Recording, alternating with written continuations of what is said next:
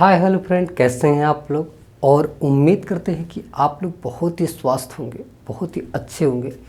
तो आप लोग अपने स्वास्थ्य पर जो है विशेष तौर पर ध्यान रखिएगा, ठीक है।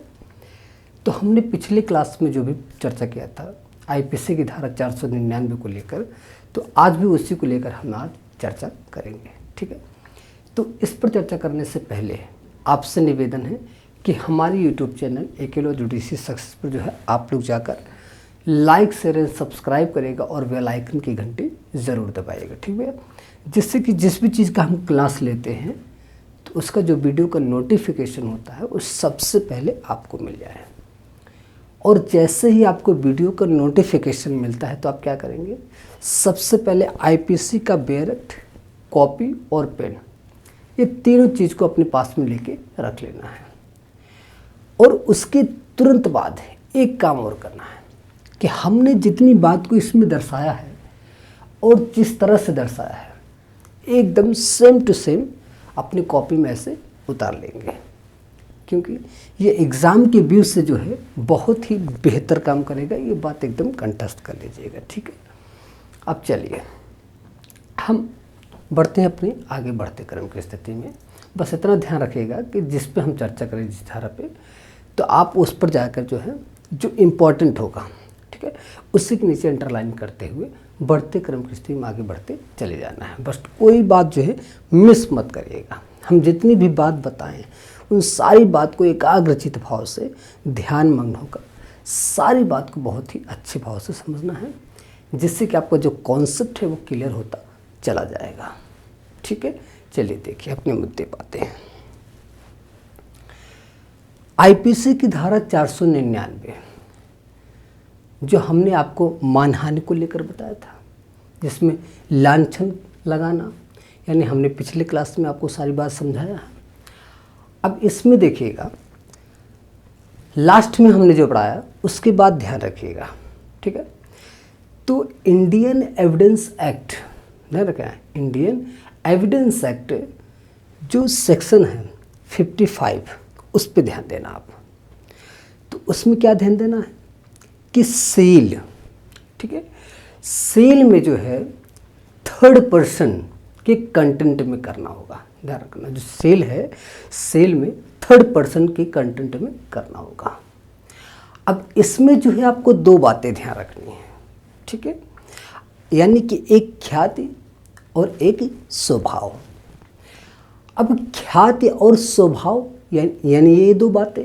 अब देखिएगा ख्याति में, पहले पॉइंट में, यानी कि ख्याति में आपको ध्यान रखना है कि ख्याति में स्वयं की राय होती है, ठीक है।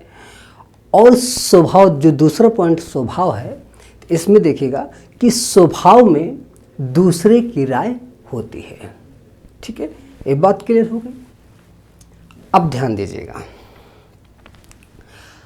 आईपीसी की धारा 499 का जो अपवाद है, अपवाद 9 एंड 1, अब इसको एक साथ कैसे रिलेट करेंगे ये भी ध्यान रखना है आपको। देखिए अपवाद 9 में, यानी कि इन दोनों के आधार पर आप क्या देखेंगे कि समता, ठीक है। तो समता पहले पॉइंट में, और दूसरा पॉइंट ये याद रखेंगे कि लोक कल्याण के लिए, ठीक है, समता पहला पॉइंट, दूसरा हो गया लोक कल्याण के लिए। इन दोनों के आधार पर क्या हुआ, यानी कि मानहानि माना गया, ठीक है। अब यानी कि लांछन लगाएगा तो मानहानि होगा, ये बात क्लियर हुई। अब हम बात करते हैं अपवाद जो है 10 एंड 1 यानी कि 9 पे। तो अपवाद 10 और 9 यानी कि 9 पे, इन दोनों के बीच का डिफरेंट भी देखिएगा इसमें, ठीक है, ध्यान दीजिएगा। डिफरेंट में क्या देखना है कि वह लांछन नहीं लगा रहा है, देखिएगा वह लांछन नहीं लगा रहा है, क्या कर रहा है, वो सावधान कर रहा है। लांछन नहीं लगा रहा है और क्या कर रहा है अंतिम में, यानी कि वो सावधान कर रहा है। तो अब इसमें देखिएगा, अब दूसरे पॉइंट में ध्यान दीजिएगा कि ये जो तीनों अपवाद हमने बताया आपको, तो तीनों अपवादों में जो चौथा अपवाद है वो इन तीनों से रिलेट नहीं करेगा। ये बात एकदम क्लियर रहेगा। यानी कि जो चौथा वाला अपवाद है ये तीन अपवादों में से कोई भी अपवाद से ये रिलेट नहीं होगा, यानी कि इससे अलग रहेगा। ये बात क्लियर हो गई। अब अपवाद एक देखिएगा। अपवाद एक में क्या देखेंगे? सबसे पहले देखिएगा कि अपवाद एक में जो लांछन की बात की गई है, ठीक है, तो इसमें लांछन में देखिए संकेत। सबसे पहले देखिएगा दो बातें ध्यान रखना कि संकेत और दूसरी बात फोटो में, यानी संकेत हुआ फोटो में, ये दोनों बातें, यानी कि लांछन यानी कि मानहानि हुआ। अब मानहानि हुआ यानी कि अब लास्ट में क्या देखेंगे अब कि संकेत, ठीक है, संकेत उस बार यानी कि उसके बाद ना हो। ऐसी स्थिति जो मानहानि की बात आई तो उसके बाद ना हो, यानी अब आपको इसमें देखना है कि जो मानहानि की बात हुई यानी कि मानहानि माना गया, तो मानहानि में आपको ध्यान रखना है दो बातें, ठीक है। तो पहली बात याद रखना है कि सत्य बात अगर है, ठीक है, अगर सत्य बात है तो उस बात को साबित करना पड़ेगा, ठीक है। अब देखिए मैंने पहले पॉइंट बताया कि उस सत्य बात को साबित करना पड़ेगा। अब दूसरे पॉइंट में ध्यान दीजिएगा। अब दूसरे पॉइंट में क्या ध्यान देंगे कि जो सत्य बात अगर साबित होने पे सत्य बात है, सही बात है, तो उस बात में यानी कि वो सिविल लायबिलिटी में बनता है, ठीक है। यानी अगर मानहानि है, ये बात जो है सत्य है, तो अगर ये सत्य बात है तो उस बात को साबित करना पड़ेगा, ठीक है। तो हमने दूसरे पॉइंट में बताया कि अगर साबित होने पे, ठीक है, अगर साबित होने पे वो सत्य होता है, ठीक है, जब सत्य माना जाएगा यानी सही है ये बात, तो वो क्या हो जाएगा यानी कि सिविल लायबिलिटी में, यानी कि सिविल जो दायित्व है वो बनता है इसमें, ठीक है। ये बात क्लियर हो गई। अब देखिएगा, अब इस चीज का अब देखिएगा जो स्पष्टीकरण की बात करने जा रहे हैं। अब स्पष्टीकरण 2 और 1 ये दोनों चीज देखिएगा, ठीक है। तो 2 और 1 में क्या देखेंगे आप? सबसे पहले देखिएगा कि किसी संगम, ठीक है, किसी संगम या कंपनी या सभा, ठीक है, संगम, कंपनी और सभा, ये तीनों चीज। अब इसमें यानी इसमें क्या होगा? अब दूसरे पॉइंट में देगा किसी भी प्रकार से कोई लांछन लगाता है, ध्यान रखना, किसी भी प्रकार से कोई लांछन लगाता है, वो भी किस यानी किसी कंपनी, सभा या संगम में। तो ये बात आपको ध्यान रखना है। तो इसमें कोई भी यानी किसी भी प्रकार से कोई भी अगर लांछन लगाता है, तो ये बात इसके साथ में क्लियर हुआ। अब इसमें ध्यान रखिएगा, तो क्या माना जाएगा ये, यानी कि ये डिफॉर्मेशन माना जाएगा।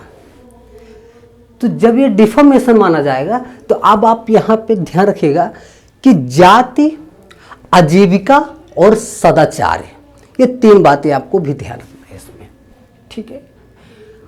अब वो इंटेंशन की भावना यानी तीन बात हमने पिछले क्लास में आपको सारी बात बताया था, ठीक है, कि मन स्थिति यानी मनसरिया, मन की स्थितियों के द्वारा, ठीक है, जो इंटेंशन, नॉलेज और बिलीफ, ठीक है, यानी कि ज्ञान और विश्वास और आशय, ये तीन चीज हमने आपको बताया था, ठीक है।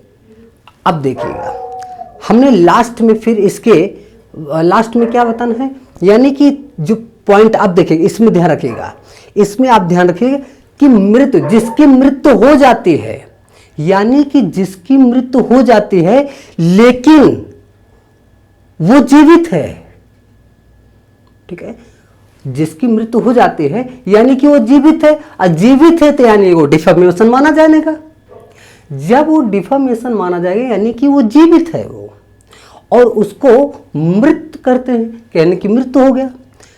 तो मृत्यु नहीं, यानी कि वो जीवित है, तो अगर वो जीवित है तो वो डिफॉर्मेशन माना जाएगा, यानी कि मानहानि है। तो इसमें इंटेंशन होता है, ठीक है। तो इंटेंशन की भावना से कोई बता दिया कि मृत्यु हो गया, जो कि वो जीवित है, तो उपहात कारित की, तो ये जो है डिफॉर्मेशन में आएगा। ये बात क्लियर हुआ। अब देखिएगा, हम अपवाद 8 को लेकर बात करते हैं अब इसमें। तो अपवाद 8 में क्या देखेंगे कि अभियोग लगाना, ध्यान रखना एकदम, अभियोग जो है लगाना। अब इसमें एक बात, अब यानी कि 2 बात इसमें भी ध्यान रखना है। जब अभियोग लगाना, वो भी यानी जो अधिकार है और किसी के अधिकार, जो मतलब उस व्यक्ति का अधिकार रखता हो, जो अभियोग लगाना हुआ, यानी कि वह व्यक्ति यह ऐसे जो वह अधिकार रखता है, ठीक है। तो वो ऐसे जो अधिकार रखता है यह, तो इसमें आपको ध्यान रखिएगा कि किसी के समक्ष वह आरोप लगाता है, ठीक है। यानी कि किसी के समक्ष वह आरोप लगाता है, यानी कि जो अभियोग लगाना यह उसे जो, यानी कि उसे जो वो ऐसा अधिकार रखता है, ठीक है। अब यानी कि ऐसा अधिकार, और उसकी यानी कि जो उसके समक्ष जो आरोप लगाता है। अब इसमें ध्यान आपको क्या रखना है कि सद्भाव पूर्वक, ठीक है, सद्भाव पूर्वक शिकायत किया, यानी सद्भाव पूर्वक शिकायत में आप देखिएगा स्वामी, पिता और सेवक, यानी जो शिकायत कोई अपराध का, ठीक है। तो इस चीज को आपको यहां पे ध्यान रखना है। तो अपवाद 8 में क्या देखा कि अभियोग लगाना, और यह उसे, ठीक है, यानी ऐसे समक्ष, यानी कि ऐसा अधिकार रखता है। अब जिसके यानी उसके समक्ष वो आरोप को लगाता है, यानी जब आरोप लगाता है तो वो, अब ध्यान रखिएगा, यानी कि जो हमने बताया कि आरोप लगाता है, तो यहाँ पे सद्भाव पूर्वक, और इंटेंशन भी ध्यान रखिएगा, नॉलेज भी ध्यान रखना आपको। इंटेंशन, नॉलेज और बिलीफ, ये तीनों चीज वो भी सद्भाव पूर्वक से ऐसा लगाता है वो। तो जब वह सद्भाव पूर्वक से ऐसा लगाता है, यानी कि शिकायत, अब सद्भाव पूर्वक से शिकायत यानी कि कोई अपराध, यानी कि आप ध्यान रखिएगा कि किसी स्वामी व्यक्ति, यानी कि स्वामी हो गया, पिता हो गया, ठीक है, या सेवक हो गया। ये 3 आधार आपको ध्यान रखने हैं। तो हमें जहां तक उम्मीद है कि ये बातें सारी आपको समझ में आ चुकी हैं, तो इसको हम यहीं पे जो है विराम करते हैं, और फिर मिलेंगे इसे से रिलेटेड अगला टॉपिक होगा। उसके बाद अगले क्लास के बाद ये पूरी आईपीसी समाप्त हो जाएगी, ठीक है। तो पूरे आईपीसी समाप्त होने के बाद हम आपको सीआरपीसी पढ़ाएंगे और एविडेंस पढ़ाएंगे। तो हमारा ये विचार ये कह रहा है कि आईपीसी और सीआरपीसी और एविडेंस को लेकर इसको एक नया रूप देना चाह रहे हैं, यानी कि अमेंडमेंट होने जा रहा है, इसको एक नया रूप देने जा रहे हैं लोग। तो यानी एक नया रूप देने जा रहे हैं सब।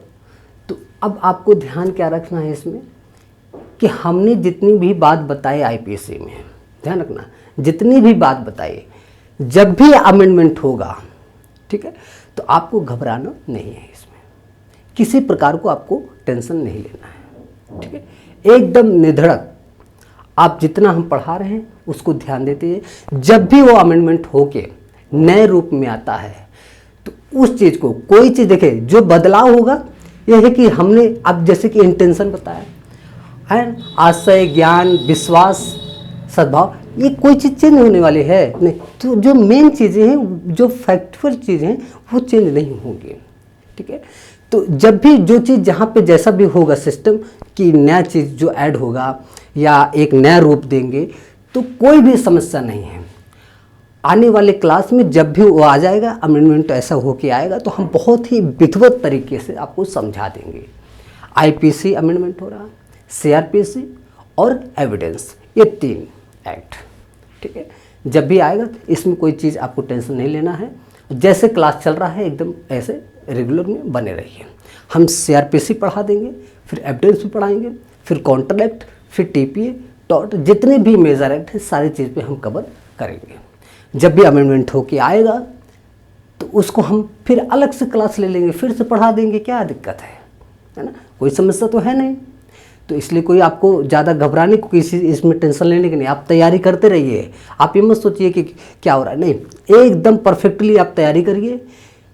एग्ज़ाम जैसे आए एग्ज़ाम में जाइए, आप बैठिए, जब अमेंडमेंट होके आ जाएगा तो उसको भी जल्द से जल्द हम उसको भी कवर कर लेंगे, ठीक है। इसमें कोई बात को घबराना नहीं, ठीक है। एकदम टेंशन मुक्त होके आप अपनी स्टडी करिए, मेहनत करिए, ठीक है। तो यहीं पे हम इसको विराम करते हैं, फिर मिलेंगे नेक्स्ट क्लास में, जो कि वो लास्ट क्लास होगा आईपीसी का, ठीक है। इसी के साथ चलते हैं। जय हिंद, जय भारत।